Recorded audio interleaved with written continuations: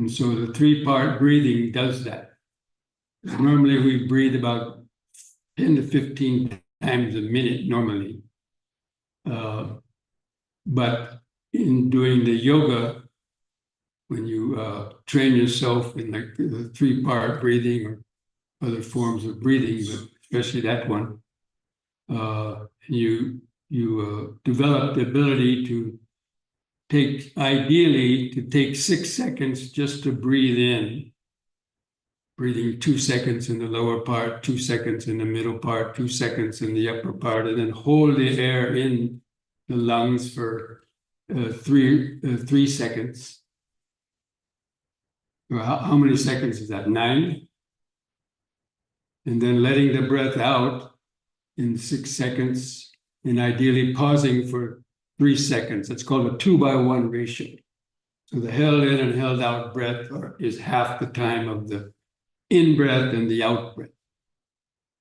And so that's 18 seconds altogether. So crunch some numbers. How many breaths in a minute is that?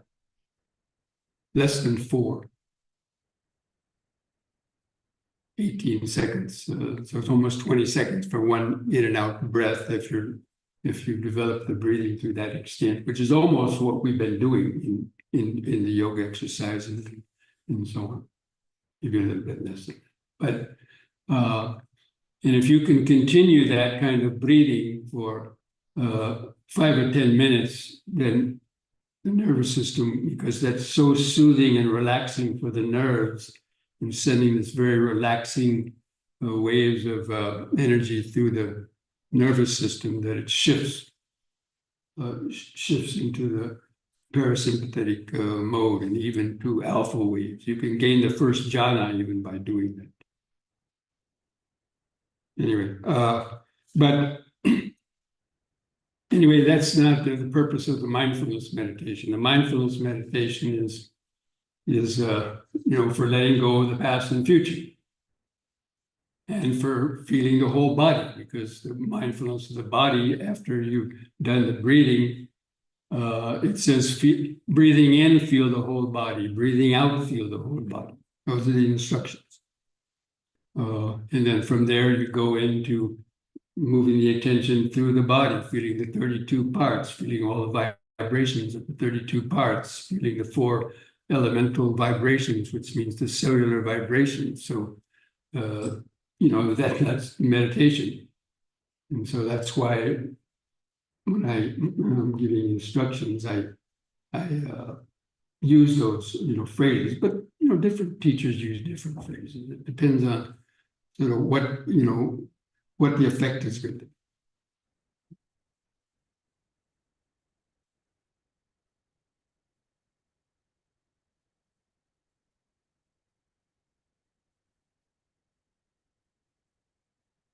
When we are at present moment and are still trying to please things, how we connect that awareness to reduce attachment. We're trying to please things. I'm not exactly sure what that means.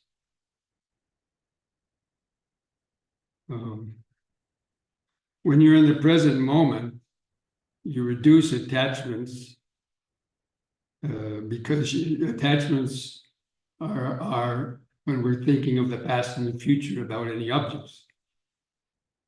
But when you're into the present moment and you're no longer thinking or relating to any things coming through your senses in terms of past and future, then there's not going to be any attachment there. It's only when you start thinking it, yes, I need that.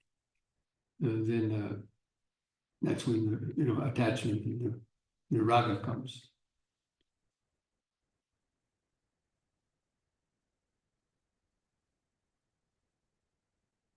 I would love to hear more about pleasure-pain syndrome and how we put our mind there. It's not hearing about pleasure-pain syndrome, it's observing the pleasure and pain syndrome. Because when you become centered in the body, that's all the body is pleasant, painful, or neutral sensation. There's the pleasure, the neutral sensations are the most. That means the neutral sensations are like, the things we don't react to, but most of them are neutral sensations. But it's the pleasure and painful ones that the mind, pays attention to, because that's where it's invested its energy in likes and dislikes and love and hates and things like that. So that's why in the meditation, you directly observe that. There's nothing to hear about. You just, how many people know what a painful sensation is when it arises? Of course, painful sensations there's a wide variety of that. It starts with a tiny irritation. Let's say like a tiny little, itch or something. But if it continues, then that irritation turns into, dislike. And if it continues even more, it might turn into anger. Anger at the teacher for making you sit too long. And in daily life, if the irritation is coming from another person, it could turn into hatred or even killing them. So you can see that all the sensations usually start small, but if we don't nip it in the bud, they keep growing. And the same with desire or lust. It starts as a pleasurable attraction, but if we indulge it and start looking at the details of it, that increases our greed and desire. That's why the Buddha advised, whenever you guard the senses, what's called indriya samvara, guarding the doors of the senses. So when an object strikes the eye, don't pay attention to the marks of beauty, but normally we pay attention to the marks of beauty. Oh, what nice hair, what nice skin, all this, right? The typical stuff. Or other things. Oh, how beautiful was it? So that's what we're always paying attention to. And that increases our desire. So the Buddha advises not to pay attention to the marks of beauty, but see the opposites. So, a popular meditation subject for monks, that's mentioned in the sutta, is just to see the body as a skeleton, like with X-ray vision. But when you look at somebody, you're looking at the 5 marks, outer marks. Hair on the head, people get attached to that, right? Oh, look at that. Hair on the skin, soft, duck down, soft hair. Teeth, nails, people are painting their nails, and skin. Those are what we see in the outer body. That's what we see. And that's what attracts people. But that's very superficial. That's just the outer. So the Buddha advises to see under the skin. See the body as just muscles and blood and bones and odors and things like that. That way you wouldn't form attachments, probably. Would you want to get into bed with a blood-smeared skeleton? Probably not. Pardon me. Anyway, these are some of the techniques that the Buddha had taught for people to overcome their strong lust, is to see the impure aspect of things. Like food. People get attached to food, right?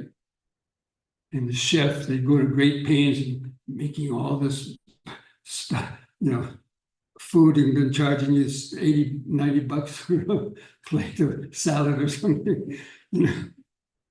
But Put it in your mouth for 5 seconds and then spit it out. Are you going to eat it? Ah, you did it. You see, so, but it's just this way. This is how, the whole society and consumerism, they've keyed into that.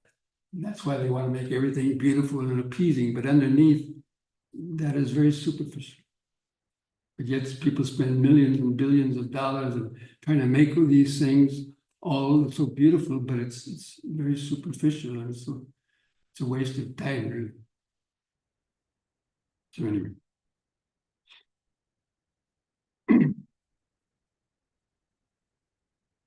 So with the pleasure pain syndrome means that the mind is constantly going between pleasure and pain. When we have pain, then we turn to pleasure. And then, but pleasure will turn into pain very quickly. And so you go and eat a meal at a restaurant because of greed. Maybe you eat too much with the wrong food, and afterward you get the stomach pain and heartburn. And so those pleasurable feelings can turn into painful feelings very quickly. And you can also turn a painful feeling into a pleasant feeling. I used to do that in Sri Lanka when I was a young monk, a gung-ho monk. And I lived in a monastery in the forest, had lots of mosquitoes, madhu, bloodthirsty.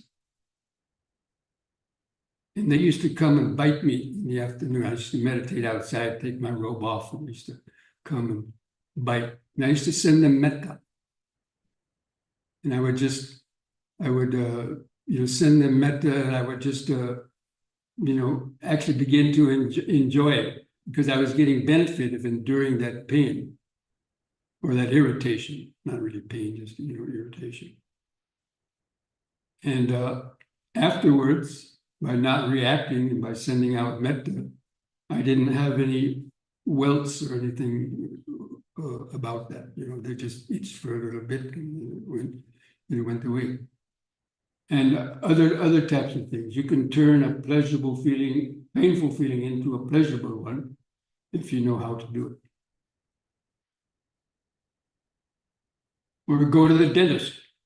When I go to the dentist, I don't have them give me Novocaine. Not for just normal drilling and so on like that, maybe for a root canal or something, or extraction. But I sit back and I'm aware of all the sensation that's whizzing through, going right to the nerves. But I detach from the body. And I say, okay. And enjoy it. People think I'm crazy. But, that's sometimes what you have to do. Anyway, that was the Buddha's advice.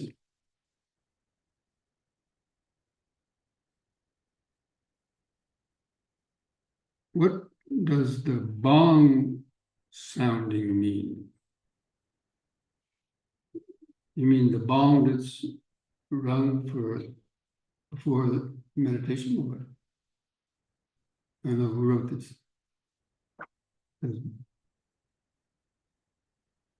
The bong? Gong? I don't know. Somebody's got it. Whoever wrote this has to tell me, otherwise I don't know how to answer it. Would probably mean the gong, if I had to guess. Yeah, that's what I would say, but I mean, that's obvious. We all know what the gong is for. It's to come to meditation. Or it's to wake up in the morning.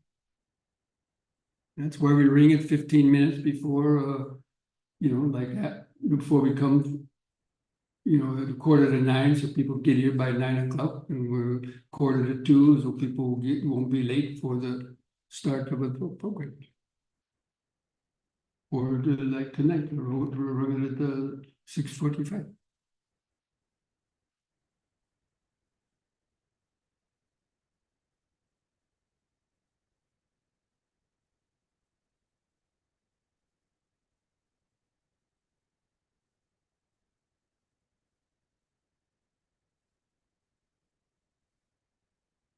Is it possible to know whether one is a stream enter or once returner, etc. Sometimes it may be, and sometimes maybe not. It depends on the kind of experience that people have. But normally, the definition of somebody who enters the stream all their doubts would be removed, doubts about the teaching, doubts about whether it's possible to achieve liberation, and also overcome the personality belief, having seen through the illusion of the ego. Even though you might still have the sense of self with you, you will have it. But at least intellectually, you're convinced that the ego is an illusion, because we have a momentary glimpse where it totally vanished. And that's the hallmark of entering the stream, is that you have that clear vision of, no self, or anicca, dukkha, and anatta, in one of their permutations. But it's enough to change your life. It has to change your life to some extent.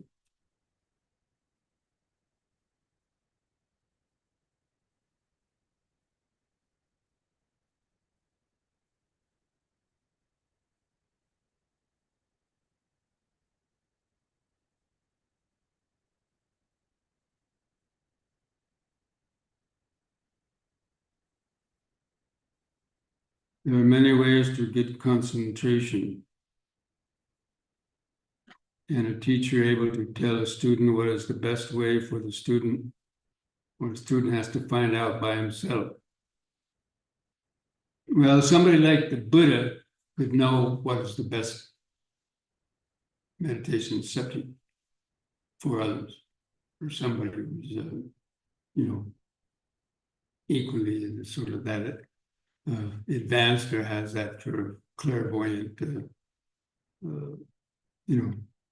understanding. But otherwise, it's basically, in Theravada tradition, really it's limited to usually anapanasati, metta, and vipassana meditation. The kasinas, very few people practice kasinas. And those, but like in the mindfulness of the body, you can attain the first jhana in practicing mindfulness of the body, and mindfulness of breathing. The Brahma Viharas, you can attain the jhanas through developing metta. But usually those are about the main 3 or 4 types of concentration. Now in yoga, they do a lot of other different types of meditation. In Mahayana, they do different types of, concentration, and in Zen, but in Theravada, usually it's one form or another of anapanasati, or the mindfulness of the body, metta. And a person has to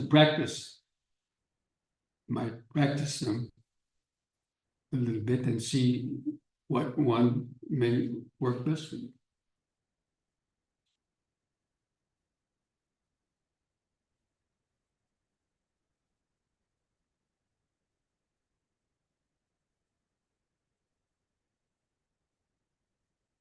As a relative beginner to meditation with some knee pains, is it better to just use a chair or to power through it on a zafu?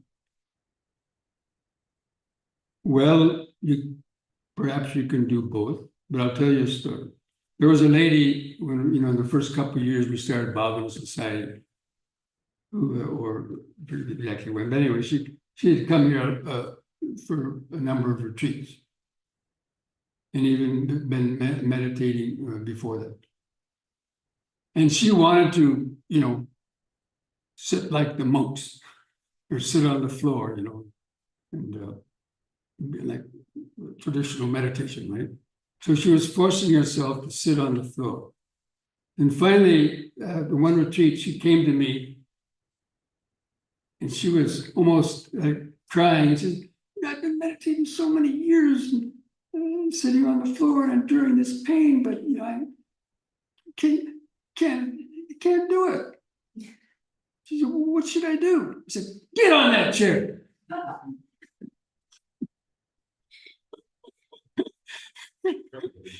So she did. And after the meditation, she came to me and said, that's the best meditation of my whole life.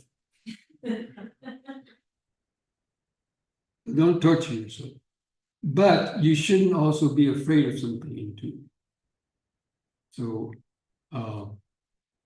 that's why, we advise people to try to, if you don't have, real chronic conditions like this lady might have had, or maybe some of you have, like there's some ladies that are sitting on the back all the time. That's fine. The important thing is the spine, keeping the back straight. That's where meditation happens. It doesn't happen in your legs, really. It happens from the spinal column, keeping it straight. So if you can sit on a chair, but don't lean back on a wall, because you can't keep your back straight when you're sitting in a chair and leaning back on the back of the chair. Sit at the front of the chair, have your feet flat on the floor, and then practice keeping the back straight. If you do that, I think you can have a good meditation.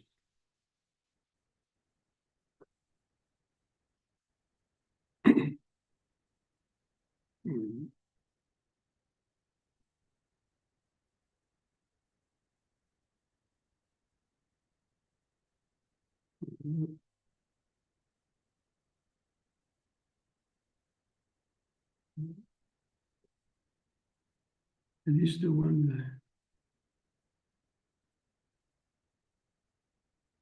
Oh, okay. Let's finish. Okay, now we'll get to the ones today.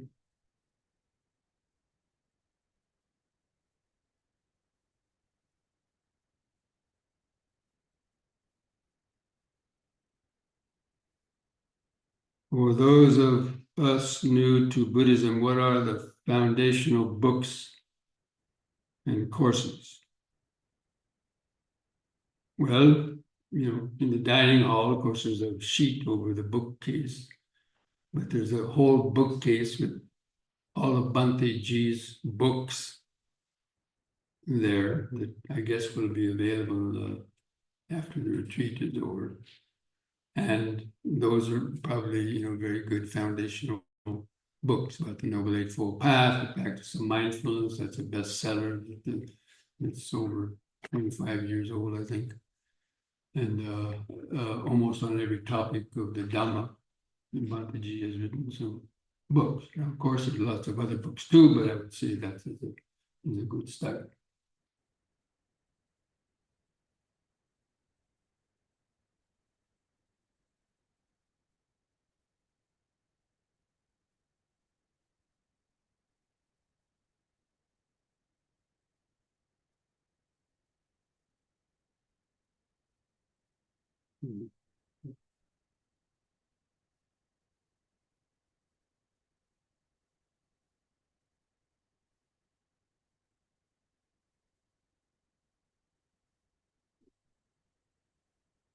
Please continue to guide meditation with prompts. I don't have a disciplined mind for silent meditation. Well, you have to do both.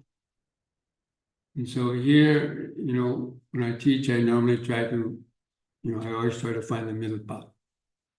So in the beginning, I give guided meditations and more of that. But a person's got to go home, and at home, you're not going to have, somebody around to always guide and prompt you. You have to learn to do it to yourself, prompt yourself, have a checklist.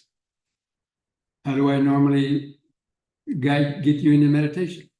Okay, number one, sit down, keep the back straight, keep the chin up. Okay, check. Do some 3-part breathing. Check. Count your breaths from 1 to 10. Check.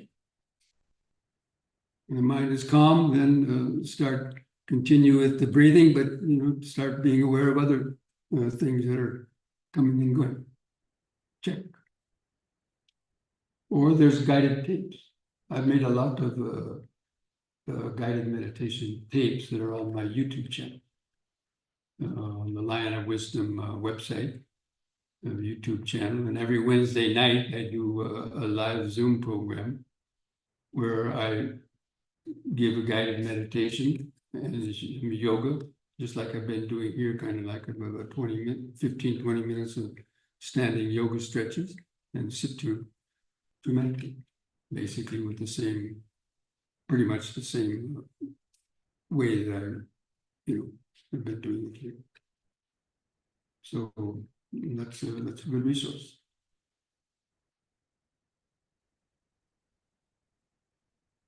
But I'm not, tomorrow I'm gonna, but usually to please people, then I try to give the more of the guidance in that morning meditation when I give some instruction, like at 9 o'clock, from 9 to in that period.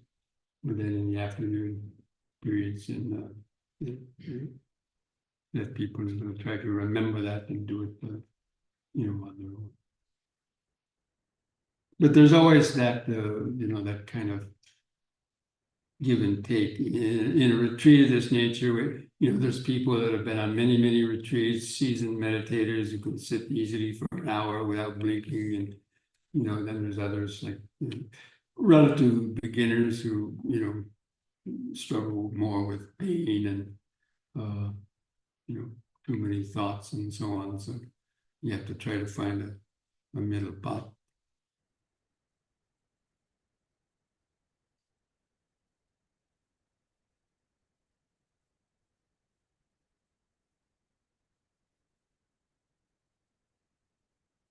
Thank you for teaching the lion's roar. I'll be teaching it to my son. In the morning, if you have don't do the lion's roar if you have a cat in the house, otherwise you won't find it.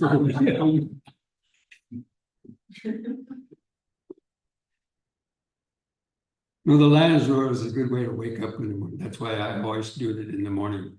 Like what I showed you this morning and what I do at my own center every morning, those ones to wake up the lungs, stretch some of the joints in the lion's roar. Takes about 20 minutes. I always start the day. It really, wakes you up out of any kind of sleepy state.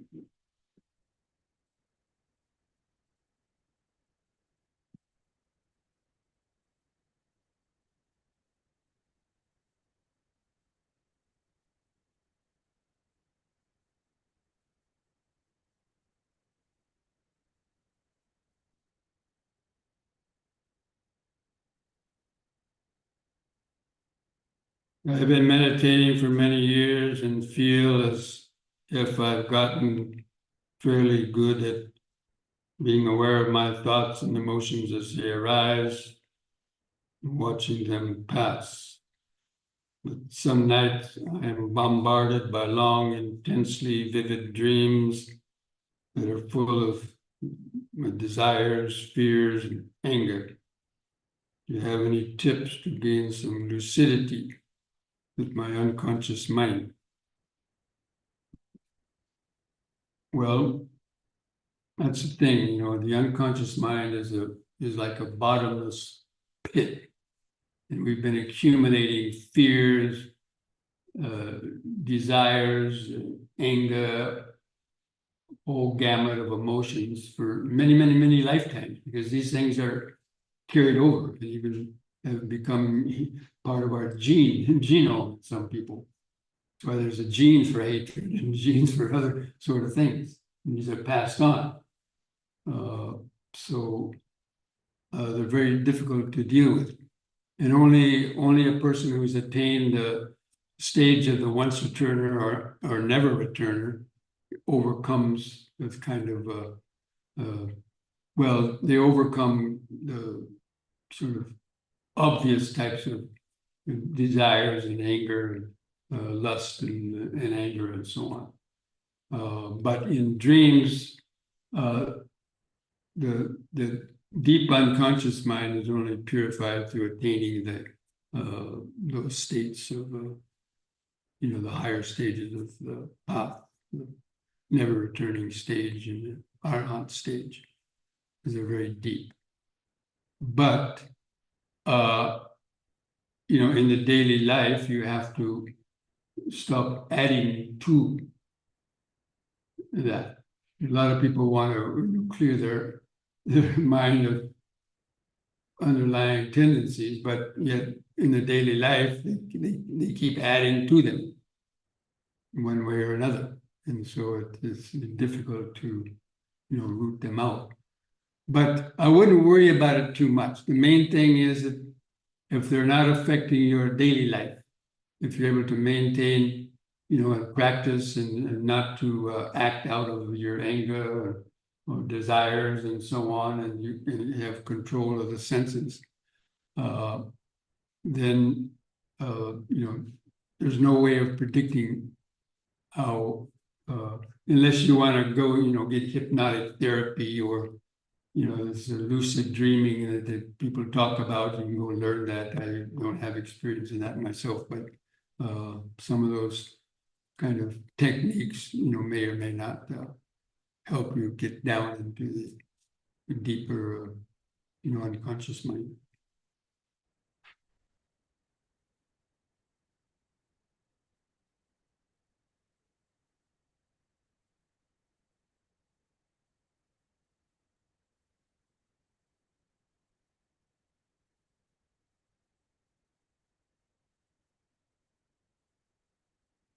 I am drawn to books about secular Buddhism. There's no talk of reincarnation. What are your thoughts about such books? The Buddhists don't talk about reincarnation. They talk about re-becoming or rebirth. And in a way, it's the same, but in a way, it's different. So the term reincarnation is used by Hindus. And maybe Tibetan Buddhists, I'm not sure, but because it's the idea that there's a soul, a permanent soul that reincarnates. Reincarnate means to go back into the flesh. Permanent means the flesh, right? So reincarnation. When you die, the mind, is reincarnated again. But they think it's some kind of permanent soul, unchanging soul that goes from life to life until finally it attains liberation. And there's different ideas about it. But in Theravada Buddhism, we don't talk about reincarnation. We don't use that word. It's called punabhava. The word for rebirth is punabhava. That means again becoming. So becoming, I'm going to probably talk about that tomorrow, actually, in the main Dhamma talk, about this process of craving, grasping, becoming, and birth.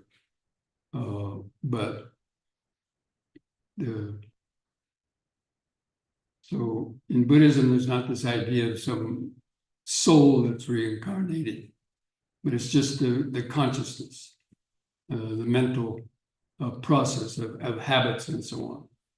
It doesn't need an owner to it. And when it goes to another life now, but when a person dies, those kind of habits and go with it, but we don't say that it's the same person who's born in another life. It's a totally different person. But it's not totally different either, because they have some traits connected with it. So, I mean, in a way, I could use the term reincarnation because I understand, I know how to interpret it for myself, and I don't have a problem with it. But if you tell some other people who haven't studied too much, then they get angry if you use the term reincarnation, for Buddhists. But anyway, these secular books. Those secular books may be all right, but you probably are not going to attain enlightenment. They can, give you some feel-good stuff and help you develop mindfulness and maybe help change your life for the better and all that. But a lot of these people don't want to attain enlightenment. They want to have their cake and eat it too. in a certain sense. So they don't like to talk too much about precepts and rebirth and so on.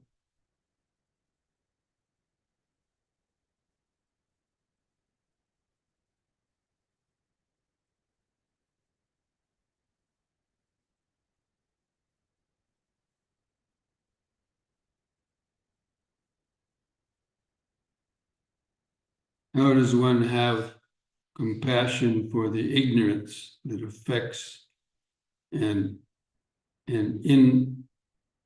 indolent being, in this case, my own child? Yeah, it's a tough one. For one thing, you think it's your child. It's not your child. That person has their own karma. You're just a vehicle in which a being seeking rebirth chose you for birth, according to provide the conditions that will help it, grow up and then, go on, leave the nest and go on. But, parents, of course, have this strong attachment. And that's my son, that's my daughter. And I have to control them. Of course, it is the duty of parents. If you decide to have a child, you're responsible, basically, pretty much, because that child is helpless until it's about, 16, 18 years old, really. Can't do anything for itself. And so the parents have to guide it. But we can only do so much because that child has their own karma that they brought with them from the past life. And so that's why you see many examples of kids that were brought up in good families could turn into a criminal, and get put in prison for the rest of their life, or, and somehow do all kinds of other, negative things. And then you also find the example of some child that's born into a bad life situation, poverty and other things where they're mistreated, but they were able to get out of that and find the Dhamma and become a good person. So sure, we're born to a large extent from our past karma, because even the Buddha said that in certain passages. Karma is we're born from our karma. Everything we do would be the heir of that. But it doesn't mean predestination. A lot of people think karma means predestination, like the Hindus. The caste system. I think most of you probably heard of the caste system in India, right? So their belief is if you were born in a lower caste, you cannot change. You have to stay in that caste and you have to clean toilets all your whole life. You can't get an education. But this was because of the Brahmin priesthood and trying to control people. But so the Buddha was against it, of course. And so we are born in conditions because of the past karma, but it doesn't mean we can't change it. And we can change it by having the right condition.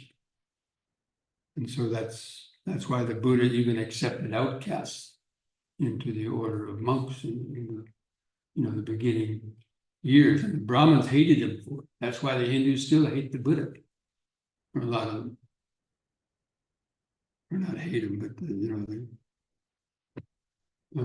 because the Buddhists were against the caste system, which is still very, very dominant in India, even today, because there are a lot of untouchable people who converted to Buddhism about 50 years ago, because I've worked with these people in India, and I've gone there and taught meditation and given Dhamma talks.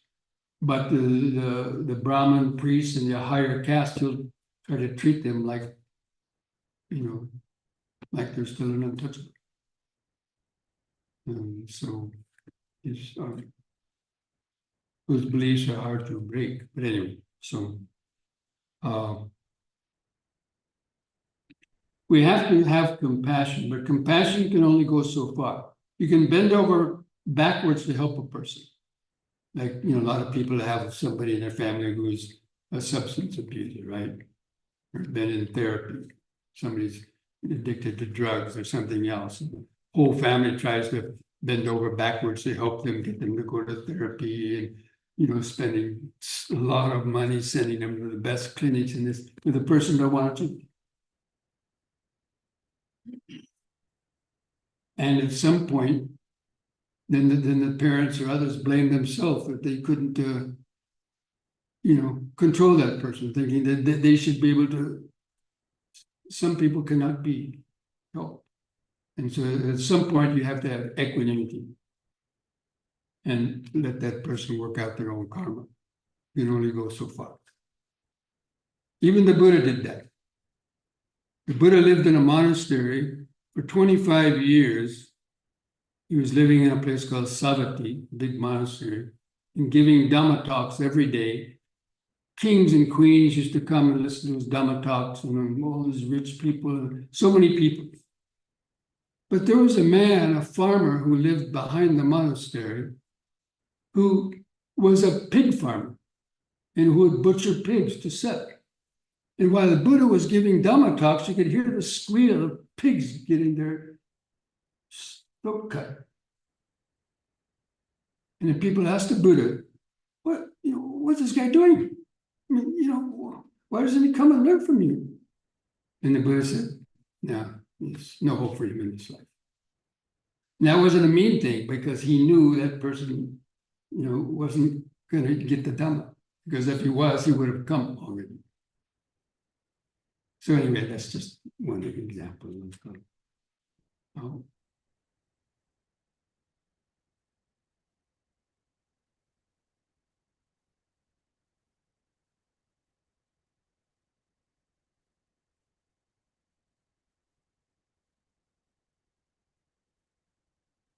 Our blissful thoughts of gratitude and appreciation breed attachments? Or can one enjoy them as they come and go? No, having gratitude and appreciation, mudita and so on, are considered to be wholesome states of mind.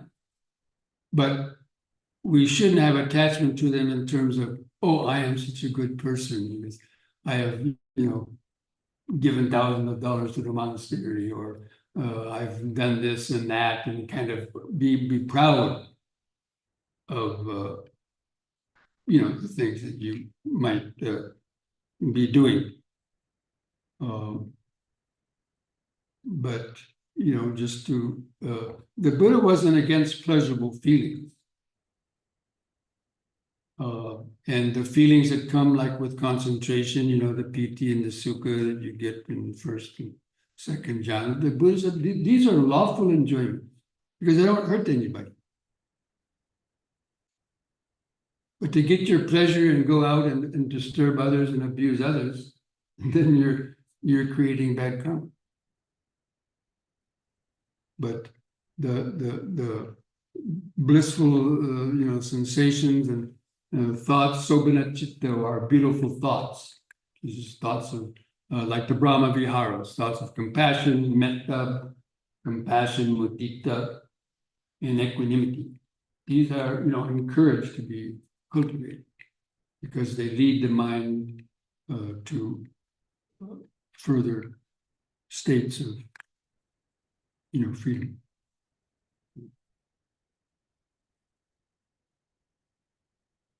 Yeah, but so, if a pleasurable feeling comes, okay, you understand this is a pleasurable feeling, but you understand what's the cause of this pleasurable feeling, and you enjoy it while it's there, but when it's gone, you don't say, oh, I want it again, I want it again. You enjoy it in a moment, and it goes, because it's impermanent. And if a painful feeling comes, the same thing. You just endure it with equanimity, and knowing it'll change. And it goes. Everything comes and goes. So that's what we do in the practice when you tune into the present moment. You're just watching everything just coming and going, whether it's pleasure or pain, good thoughts, bad thoughts, the hindrances. You do what we can to kind of alleviate them or deal with them, but we know that everything that arises, it lasts a short period of time and goes. But we understand how these things arise, and so in our daily life, maybe in meditation you can't do much about it at that moment, but in your daily life, you can understand what feeds the hindrances, feeds the negative thoughts and so on, and then work on trying to minimize those conditions that keep adding those thoughts. Anyway, I probably will talk about some of that tomorrow too. All right.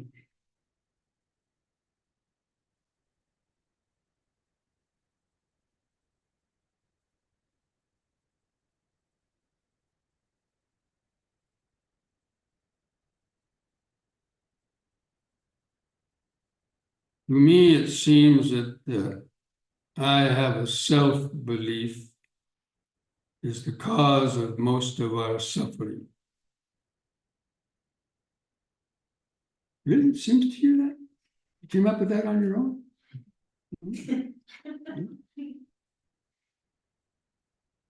How can we teach people the meditation on not self without it generating anger? Ask a person, what is yourself?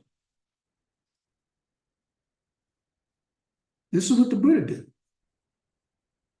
His definition of a self is, if your body is yourself, you should be able to control it. Can you control your body? Can you tell your body, don't get sick, don't get disease, don't grow old? No, you can't do that. You don't have control over the body. That's why he said the body is not self. Because the definition of self means somebody who controls what they own. Are your feelings self? Can you say pain, don't come to me? Can you say pleasure, come to me all the time? Can you also always have pleasant perceptions? Say, no, may no unpleasant perceptions come to me? No. Can you say, may I never have greed, may I never have anger or hatred, may I never have delusion?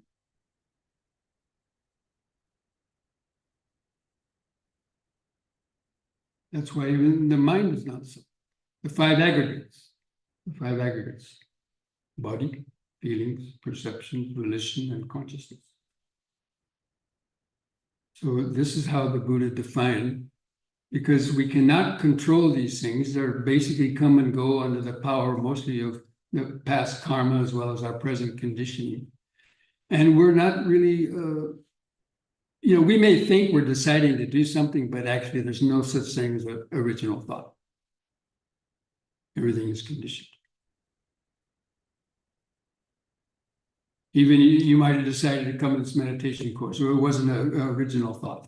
It was something that created some causes and conditions that you wanted to come, or for anything else. So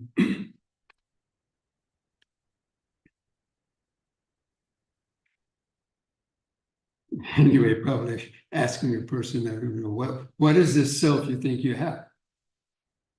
Mostly what people think of the self, it's basically their consciousness, right? It's their consciousness.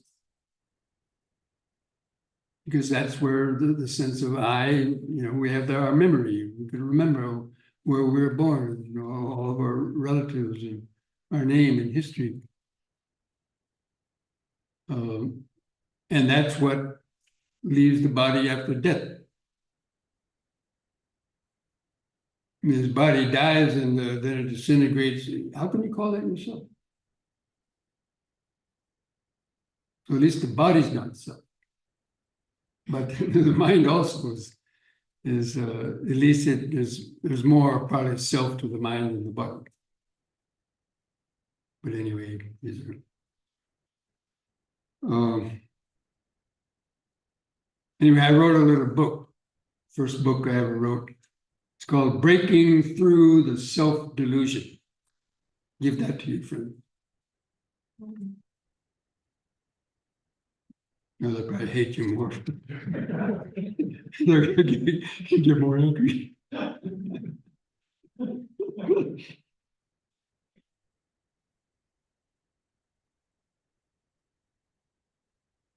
Is experience of Nirodha the same as experience of the deathless?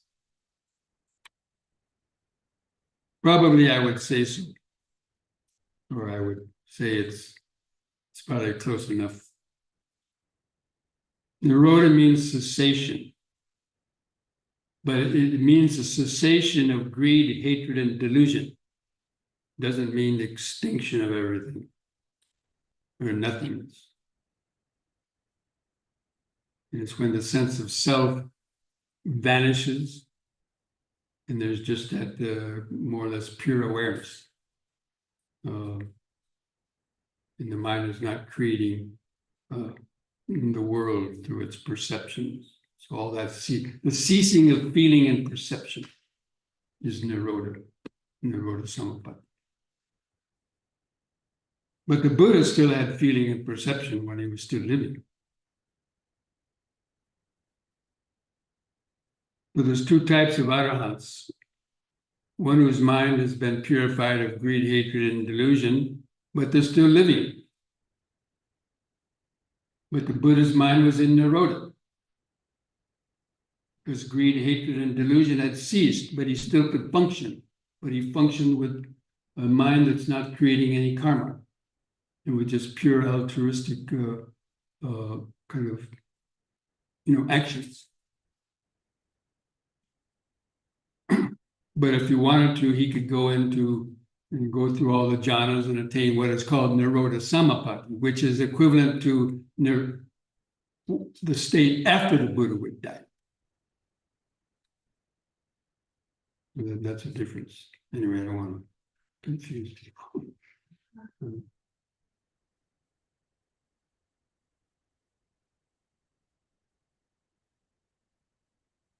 When doing meditation on loving kindness, is it different from present moment meditation? The beginning part is. So in the traditional development of metta, you're developing thoughts, may I be well and happy, may my parents be well and happy, may my family members, relatives, friends, and you gradually extend that out to include strangers on the street. And then eventually even people you don't like. Knowing that if they're well and happy, they wouldn't do things that hurt us. The reason why people do things to harm us or hurt us because they're not well and happy. Their mind is dominated by greed, hatred, and delusion in one form or another. So the idea that may all beings be able to hear the Dhamma, may all beings be able to, learn meditation. To me, that's a better form of metta. When I give metta meditations, usually I just don't say may people be well and happy. They have to practice Dhamma. May they hear the teachings of the Dhamma, may they practice the Dhamma. Then they'll really be well and happy. But just wishing them to be well and happy doesn't mean they're going to be well and happy. But it's more for you. Practicing metta is more for you to overcome ill will in your own mind, not the other person. Although if you could attain the fourth jhana on metta and just beam that energy to somebody, they might be able to feel some effects of that. But not the way normal people just practice the metta. Now, once you've developed that metta and got into jhana, then basically your mind would be in the present moment, pretty much. It's just a feeling rather than all the words disappear, and it's just a feeling of just an energy going out, so kind of thing.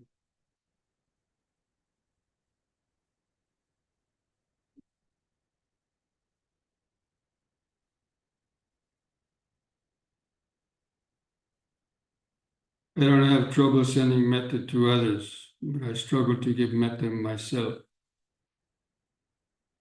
It led to constant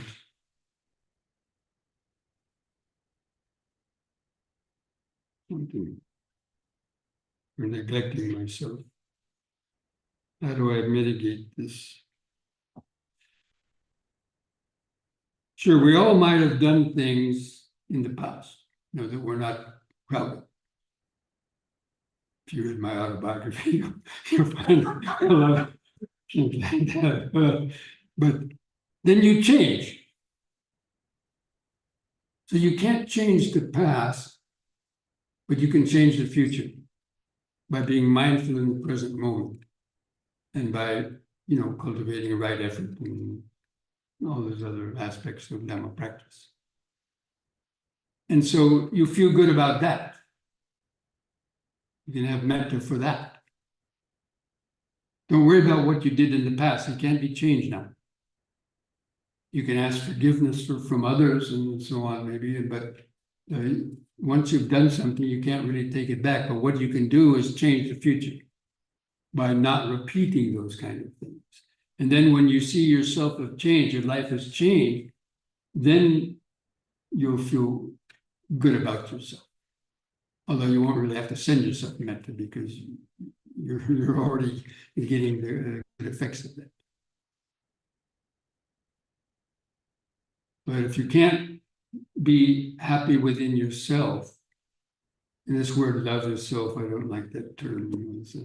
The translation of metta for love is not really good. That's why Bhante Ji calls it friendliness rather than loving kindness. He calls it loving friendliness, but it's actually to love everybody. No, it's not to love everybody. It's being friendly, not having ill will towards other people.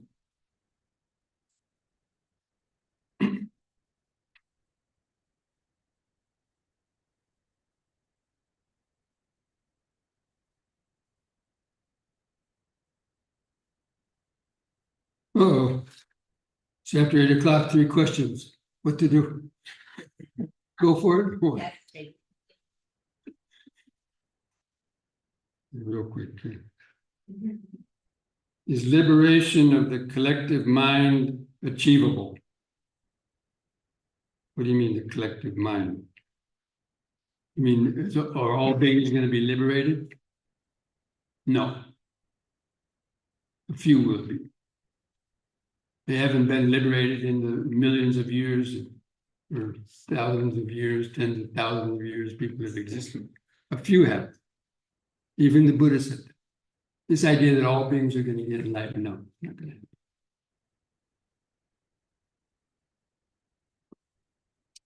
At least not in your lifetime. Or my life. Or probably in 10 or 20 or 50 lifetimes. You can say, how much greed, hatred, and delusion is there in the world? Like a tidal wave.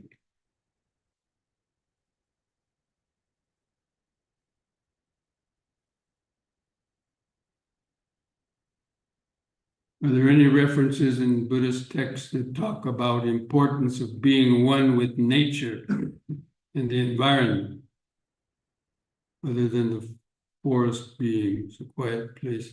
Well, the Buddha loved nature. The Buddha was born outside, even though he had a big palace. He had palaces for the summer and winter and rainy season and all the attributes of a king. But he was born under a tree. He attained enlightenment under a tree. And he passed away under a tree. And he lived most of his time, well, maybe not most of the time, but in the first, before monasteries started to get built, that's they would just wander and sleep in forests and go for alms. And so, yeah, and he made friends with the animals. Animals loved the Buddha, and, he had metta for them. And so, yeah, the nature vibration, that's why meditating outside is good. Now, I made this meditation place down here, but since I left, no one uses it. I don't know why, but no one meditates outside anymore. But meditation gives a different quality to your mind because it's nature, right? Our mind is from nature. And so when you're sitting out in nature and, you got from trees and forests and all of these things, there's a resonance. There's a resonance of the outside nature and the nature that's within yourself. It creates a peacefulness in the mind, or has a different quality of meditation. Because you have to be more alert in nature, right? Because there's insects and there's other things going on. And so, you have to be alert. If you go to sleep, you might get, stung by a snake or, other things. But anyway, yes, nature, meditating in nature is great if you have that chance to do it.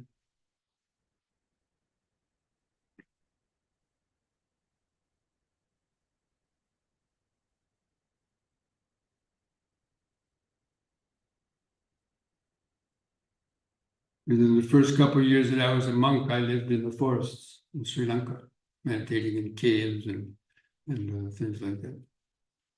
And it was the best time of my, monk training. Even I lived in a cave with poisonous snakes and slept on a concrete bench with just a little thin straw mat, just to cover with my robe. And at night, a little mouse would come out and lick my toes. He gets salt. And I used to enjoy that. Now somebody else would run away. But see, that's turning what would normally be a painful sensation into a pleasant sensation. And even my bathroom was just a hole in the ground under some big rocks. And poisonous snakes used to curl up and over in the corner. And I used to crawl in very silently, squat there, do my thing, and go back up, send them metta, and they never hurt me. So I love that, living in nature. Monkeys would come and try to steal my food. Because I would go back in, the village and come back to my kuti and sit on the rocks outside. But there was a lot of monkeys in the forest. They would come, and, they would kind of go. So I would give some food. They'd rather eat it and come back for more. So I had a lot of fun. Now the average person would. My mother came to visit me there. She was horrified. She was crying. Oh my son.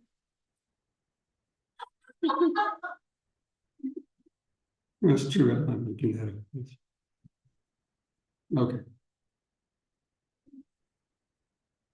It feels like there are different forces that try to entice me toward either good or evil.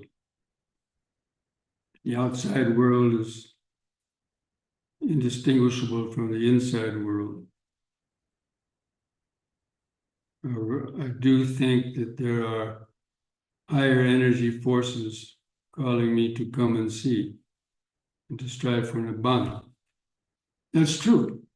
I mean, the pure consciousness that's underneath all of the dualistic perceptions and the I and the me and all the conditioning, that pure awareness, that is basically the spark of life, the life force. But through evolution, that has been covered over. And it doesn't shine through to people.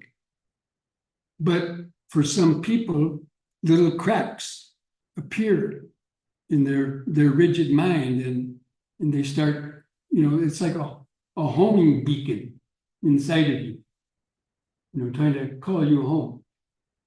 And you have to follow that. I mean, it will try to take you home. I mean, my life was like that. I don't want to bore you with the details, read the autobiography, but in short, I was just a stone-crazed hippie for, several years, but I wanted to go to India to have fun and games and smoke a lot of hashish and so on. And so I went to India, and I got in a lot of trouble. I was put in prison in Afghanistan, barely got out with my life.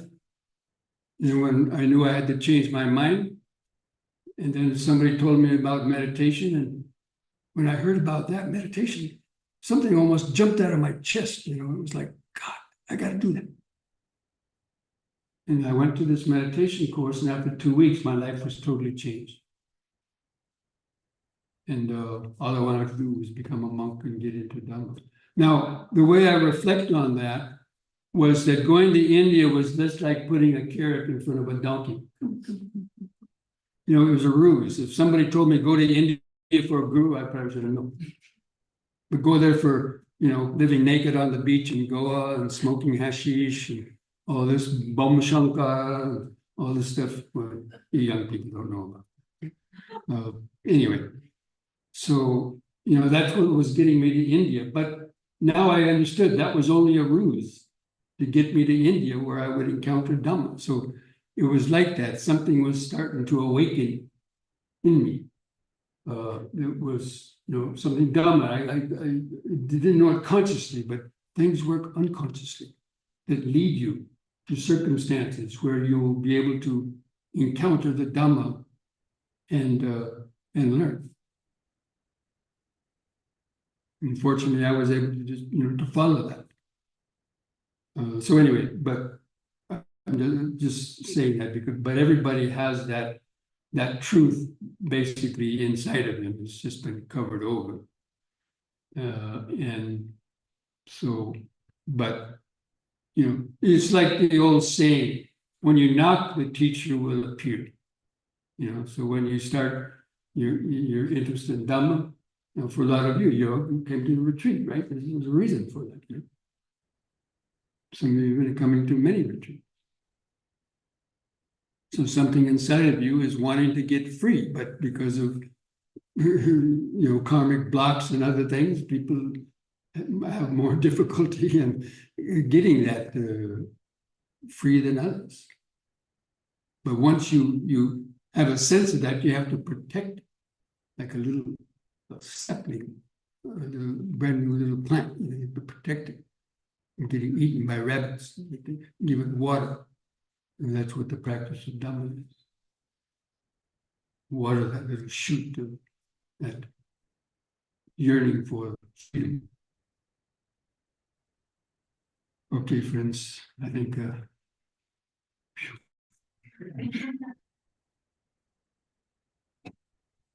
okay, so just take a deep breath, try to bring the mind back to the body for a moment.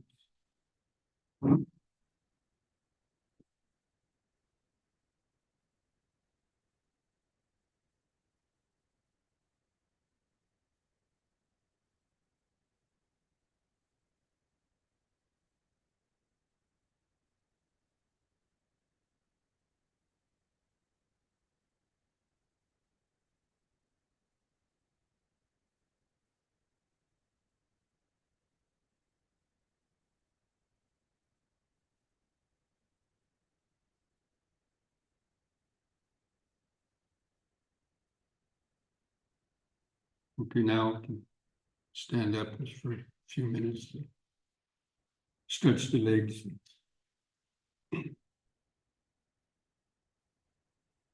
But if you prefer just to continue sitting, you can.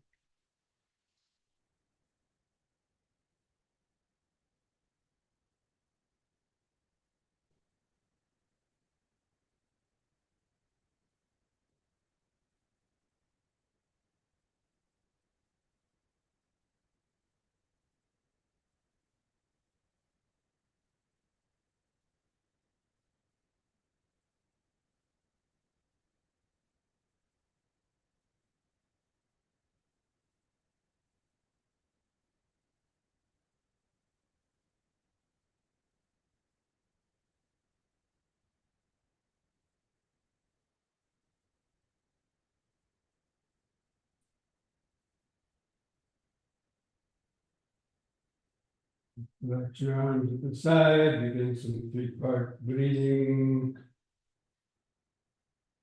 Breathing in, hold the air in the lungs for 2 or 3 seconds.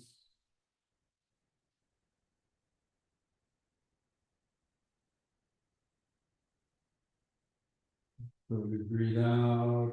So the last bit of air go out, the last little contraction, the out breath.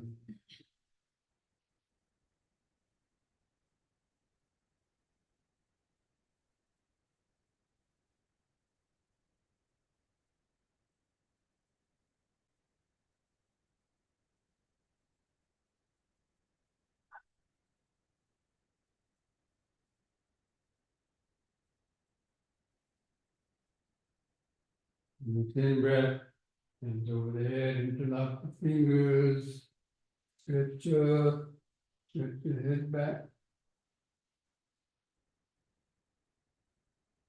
Out breath.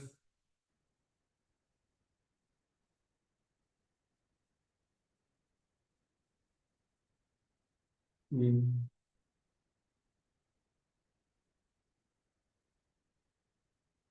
Stretch up. Then back. Feel the sensation. Out breath.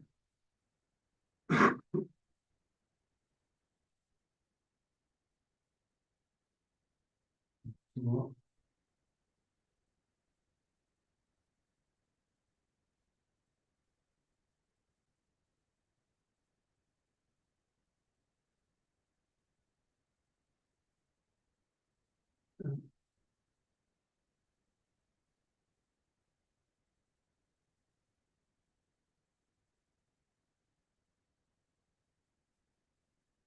Sensation. And that simple exercise is there is one of the best exercises. Immediately feeling sensation.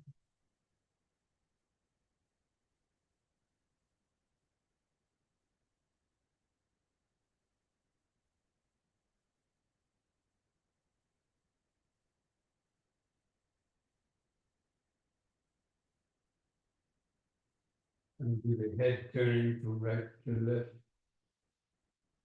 And breath to the right.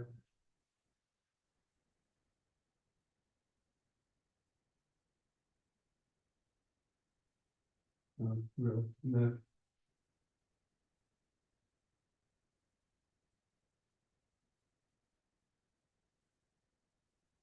And then right.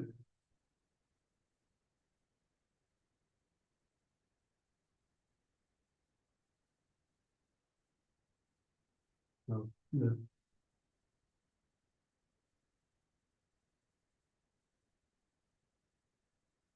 And more to each side.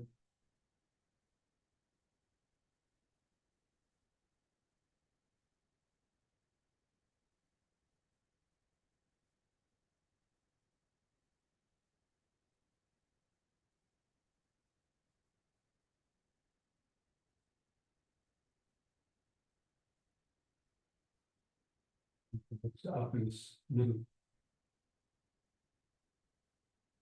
The whole body.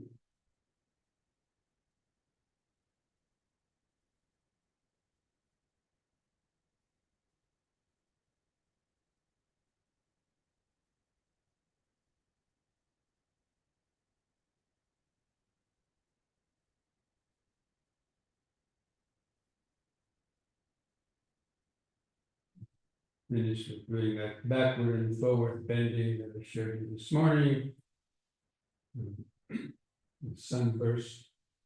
You have to kind of imagine the sun. Holding your hands out. Outward. On the in breath, raise the hands up, level with your eyes.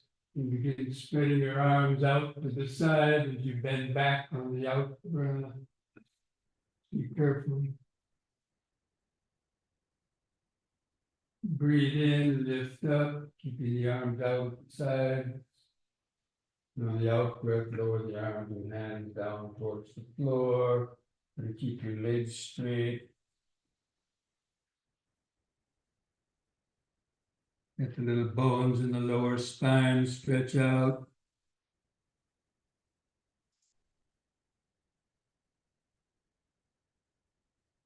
Begin lifting up. Bring the palms outward. In breath. Out breath, bend back, spread the arms out.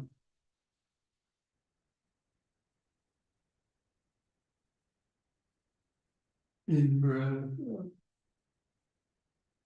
Out breath, downward stretch.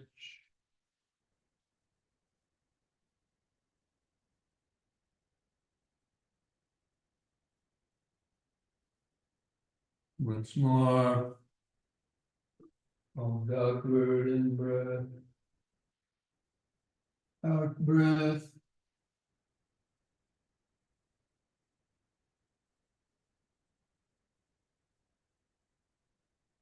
In. Out. Hold the downward stretch longer.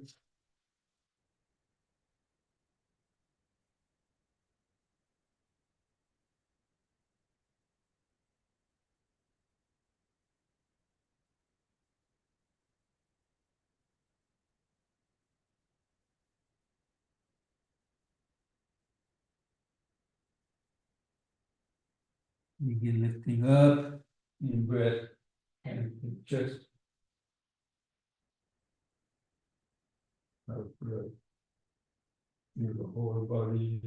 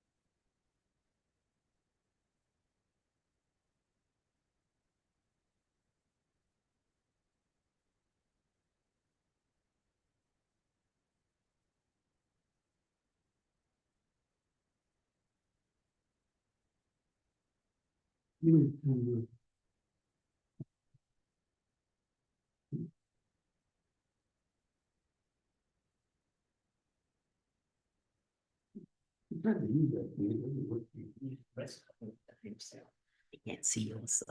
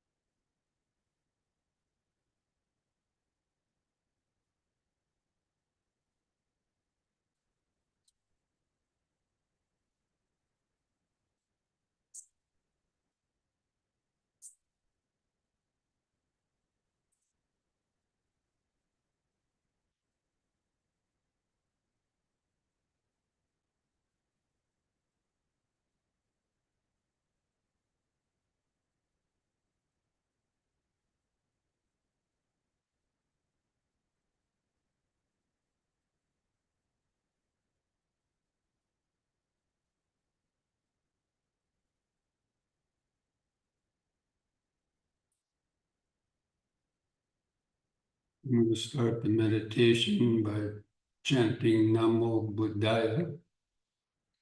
So, in chanting Namo Buddhaya at the beginning of meditation, Namo Buddhaya means homage to the Buddha. But when we're doing it at the beginning of meditation, we're addressing that pure wisdom that's within everybody's mind, that intrinsic pure nature of consciousness. It's, deep within.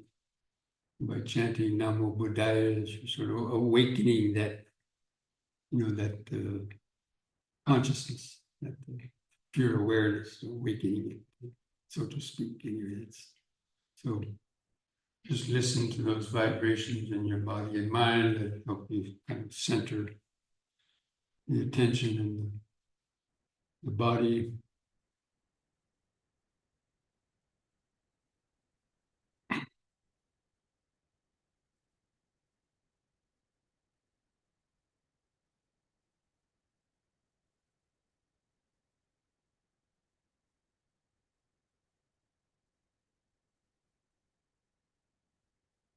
Namo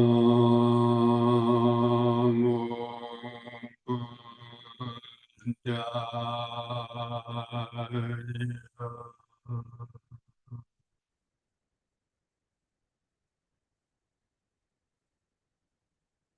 Namo